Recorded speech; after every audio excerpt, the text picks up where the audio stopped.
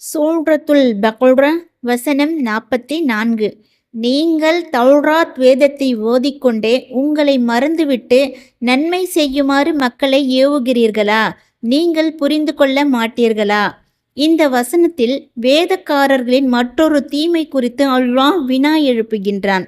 வேதக்காரர்களே, நன்மைகள் புரியுமாறு மக்களை நீங்கள் ஏவுகிறீர்கள், ஆனால் உங்களை நீங்கள் மறந்துவிடுகின்றீர்களே.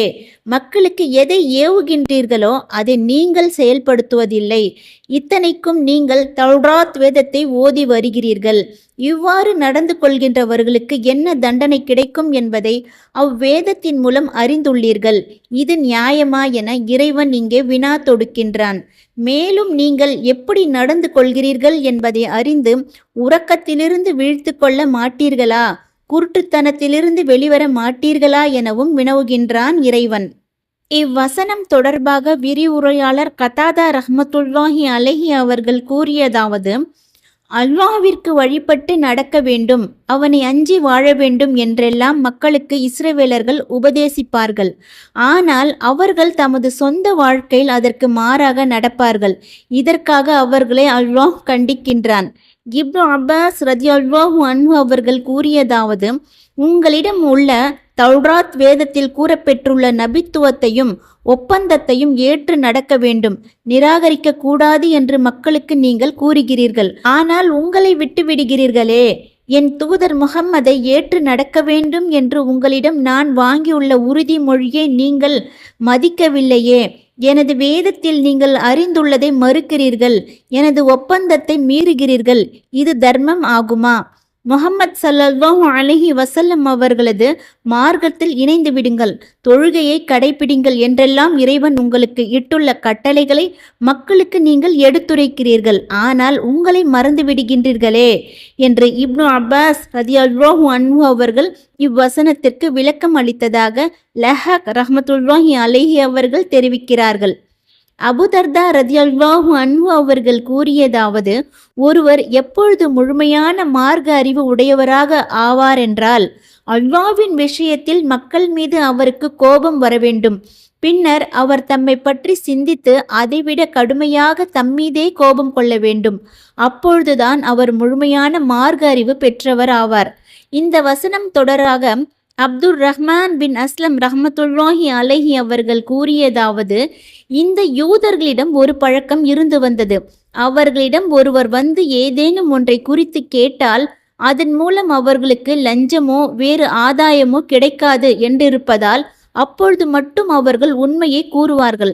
இவ்வாறு நன்மை புரியுமாறு மக்களுக்கு சொல்லிவிட்டு உங்களை நீங்கள் மறந்து விடுகின்றீர்களே, இது நியாயமா என இறைவன் இங்கு வினா எழுப்புகின்றான். உங்களை மறந்துவிட்டு நன்மை புரியுமாறு பிறரை ஏவிவிட்டு தாங்கள் அதை செய்யாமல் இருந்தது தவறு என்பதை உணர்த்தி காட்டி இந்த செயலுக்காக இஸ்ரவேலர்களை கண்டிப்பதுதான் இங்கு இறைவனின் நோக்கமாகும். நன்மை புரியுமாறு மக்களை அவர்கள் ஏவியதை கண்டிப்பது இங்கு நோக்கமல்ல. ஏனெனில் நன்மை புரியுமாறு கூறுவதும் நன்மைதான், அது அறிஞர்களின் கடமையும் கூட. இருப்பினும் பிறருக்கு ஏவும் போது தாமும் மக்களுடன் சேர்ந்து அதை செயல்படுத்துவதும் பின்வாங்காமல் இருப்பதும் அறிஞரின் ஏற்றமிகு கடமையாகும். இதற்கு சிறந்த எடுத்துக்காட்டு இறை தூதர் ஷுஐப் அலை அவர்களது கூற்றாகும்: உங்களுக்கு நான் எதை தடை செய்தேனோ அதையே நான் செய்து உங்களிடமிருந்து வேறுபட நான் விரும்பவில்லை. என்னால் இயன்றவரை சீர்திருத்தம் செய்வதையே நான் விரும்புகின்றேன். அத்தியாயம் 11 வசனம் 88. ஆக நன்மை புரியுமாறு பிறருக்கு உபதேசிப்பது, அதை தாமும் செயல்படுத்துவது, இந்த இரண்டும் இருவேறு கடமைகள் ஆகும். அவற்றில் ஒன்றை கைவிடுவதால் மற்றொன்றையும் கைவிட வேண்டும் என்று கூற முடியாது. இதுவே முற்கால மற்றும் பிற்கால அறிஞர்களின் இருவேறு கருத்துக்களில் சரியான கருத்தாகும். வேறு சிலர் பாவங்கள் புரிகின்றவர் அவற்றை கைவிடுமாறு பிறரை உபதேசிக்க கூடாது என்கின்றனர்.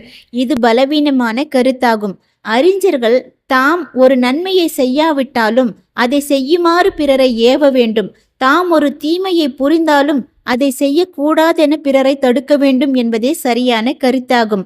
ஒருவர் தாம் சொன்னபடி நடக்காதவரை நன்மை புரியுமாறு ஏவக்கூடாது, தீமையை தடுக்கக்கூடாது என்றால் யாருமே இதை செய்ய போவதில்லை என்று சயீத் பின் ஜுபைர் ரஹ்மத்துல்லாஹி அலைஹி அவர்கள் கூறினார்கள். ஆயினும் அறிஞர் ஒருவர் இறைவனுக்கு கீழ்ப்படிந்து நடப்பதை கைவிட்டு பாவங்கள் புரிவதால் அவர் கண்டனத்துக்குரியவரே. ஏனெனில் அவர் அறிந்து கொண்டே தாம் கற்ற கல்விக்கு மாறாக நடந்து கொள்கிறார். கற்றவர் கல்லாதவரை போன்றவர் அல்லர். இதனாலேயே கற்றோர் விஷயத்தில் எச்சரிக்கை விடுக்கும் நபிமொழிகள் ஏராளம் உள்ளன. மக்களுக்கு நல்லவற்றை போதித்துவிட்டு அதன்படி செயல்படாத அறிஞர் மக்களுக்கு வெளிச்சம் தந்துவிட்டு தன்னைத்தானே எரித்து கொள்கின்ற விளக்கை போன்றவர் ஆவார் என அல்லாஹ்வின் தூதர் ஸல்லல்லாஹு அலைஹி வஸல்லம் அவர்கள் கூறினார்கள். அல்லாஹ்வின் தூதர் ஸல்லல்லாஹு அலைஹி வஸல்லம் அவர்கள் கூறினார்கள், நான் விண்ணுலகிற்கு அழைத்துச் செல்லப்பட்ட அந்த இரவில் ஒரு கூட்டத்தாரை கடந்து சென்றேன். அவர்களின் உதடுகள் நெருப்பு கத்திரிக்கோள்களால் துண்டிக்கப்பட்டு கொண்டிருந்தன. இவர்கள் யார் என நான் வினவினேன். இவர்கள் உலக மக்களில் உம்முடைய சமுதாயம் பிரசாரகர்கள் ஆவர். இவர்கள் வேதத்தை ஓதிக்கொண்டே நன்மை புரியுமாறு பிறருக்கு உபதேசித்துவிட்டு தங்களை மறந்துவிட்டவர்கள் ஆவார் என்று வானவர்கள் பதிலளித்தனர். மேலும் நபி ஸல்லல்லாஹு அலைஹி வஸல்லம் அவர்கள் கூறினார்கள், மறுமை நாளில் ஒருவர் அழைத்து வரப்பட்டு நரகத்தில் வீசப்படுவார். அப்பொழுது அவருடைய குடல்கள் வேகமாக வெளியேறிவிடும். கழுதை தனது திரிகளை சுற்றி வருவதை போன்று அவர் நரகத்தில் தம் குடல்களை சுற்றி சுற்றி வருவார். அப்பொழுது நரகவாசிகள் அவரை வட்டமாக சூழ்ந்து கொண்டு, இன்ன மனிதரே, உமக்கு என்ன நேர்ந்தது? உலகில் நற்செயல் புரியுமாறு எங்களுக்கு நீர் ஏவி வந்தீர் அல்லவா? தீமையை விட்டு எங்களை தடுத்தீர் அல்லவா என்று அவரிடம் கேட்பார்கள். அதற்கு அவர், உங்களுக்கு நான் நற்செயலை ஏவினேன், ஆனால் நான் அதை செய்தேன் இல்லை. தீமையை விட்டு உங்களை நான் தடுத்தேன், ஆனால் அதை நான் கைவிடவே இல்லை என்று கூறுவார். கற்றவரும் கல்லாதவரும். பாமர மனிதர் தவறு செய்தால் அவருக்கு 70 முறைகள் மன்னிப்பு வழங்கப்படும். ஆனால் கற்றறிந்த அறிஞருக்கோ ஒரே ஒரு முறைதான் மன்னிப்பு வழங்கப்படும். ஏனெனில் கற்றவர் கல்லாதவரை போன்றவர் அல்லர் என்பது சான்றோர் மொழியாகும். உயர்ந்தோன் அல்லாஹ் கூறுகின்றான், கற்றோரும் கல்லாதோரும் சமமாவார்களா என்று நபியே நீர் கூறுவீராக. அறிவுடையோர் மட்டுமே அறிவுரை பெறுவர். அத்தியாயம் 39 வசனம் 9. நபி ஸல்லல்லாஹு அலைஹி வஸல்லம் அவர்கள் கூறினார்கள், சொர்க்கவாசிகளில் சிலர் நரகவாசிகளில் சிலரை எட்டி பார்ப்பர். அப்பொழுது அந்த சொர்க்கவாசிகள் நரகவாசிகளிடம், அல்லாஹ்வின் மீது ஆணையாக உங்களிடம் இருந்து கற்றுக்கொண்டதன் மூலமாகவே நாங்கள் சொர்க்கத்திற்கு சென்றுள்ளோம். அவ்வாறிருக்க நீங்கள் நரகத்தில் நுழைந்ததற்கு காரணம் என்ன என்று கேட்பர். அதற்கு அவர்கள், நாங்கள் எல்லோருக்கும் சொல்லிக் கொண்டுதான் இருந்தோம், ஆனால் நாங்கள் செய்யவில்லை என்று கூறுவர். ஒருவர் இப்னு அப்பாஸ் ரதியல்லாஹு அன்ஹு அவர்களிடம் வந்து, இப்னு அப்பாஸ் அவர்களே, நான் மக்களுக்கு நன்மையை ஏவி தீமையிலிருந்து அவர்களை தடுக்க விரும்புகின்றேன் என்று கூறினார். அதற்கு அவர்கள், நீர் அதற்கு தகுதி பெற்றுவிட்டீரா என்று கேட்டார்கள். அதற்கு அவர், தகுதி பெற்றிருப்பதாக கருதுகின்றேன் என்று கூறினார். அதற்கு அவர்கள் அந்த மனிதரிடம், அல்லாஹ்வின் வேதத்தில் உள்ள 3 வசனங்களின் மூலம் இழிவடைவதை நீர் அஞ்சவில்லையாயின் அவ்வாறு செய்து கொள்ளலாம் என்று கூறினார்கள். அந்த வசனங்கள் யாவை என அவர் கேட்டார். அதற்கு இப்னு அப்பாஸ் ரலியல்லாஹு அன்ஹு அவர்கள், உங்களை மறந்துவிட்டு நன்மை செய்யுமாறு மக்களை ஏவுகிறீர்களா என்னும் அல்லாஹ்வின் கூற்று 1ஆம் வசனம் ஆகும். இதை மனதில் நன்கு பதித்து கொண்டீரா என்று கேட்டார்கள். அதற்கு அவர், இல்லை என பதில் அளித்துவிட்டு 2ஆம் வசனம் என்ன என்று கேட்டார். அதற்கு இப்னு அப்பாஸ் ரலியல்லாஹு அன்ஹு அவர்கள், நீங்கள் செய்யாதவற்றை ஏன் சொல்கின்றீர்கள்? நீங்கள் செய்யாதவற்றை நீங்கள் சொல்வது அல்லாஹ்விடம் மிகுந்த கோபத்திற்கு உரியதாகும். அத்தியாயம் 61 வசனம் 2 மற்றும் 3. இதை மனதில் நன்கு பதித்து கொண்டீரா என்று கேட்டார்கள். அதற்கும் அவர் இல்லை என கூறிவிட்டு 3ஆம் வசனம் என்ன என்று கேட்டார். அதற்கு இப்னு அப்பாஸ் ரலியல்லாஹு அன்ஹு அவர்கள், உங்களுக்கு நான் எதை தடை செய்தேனோ அதையே நான் செய்து உங்களிடமிருந்து வேறுபட நான் விரும்பவில்லை.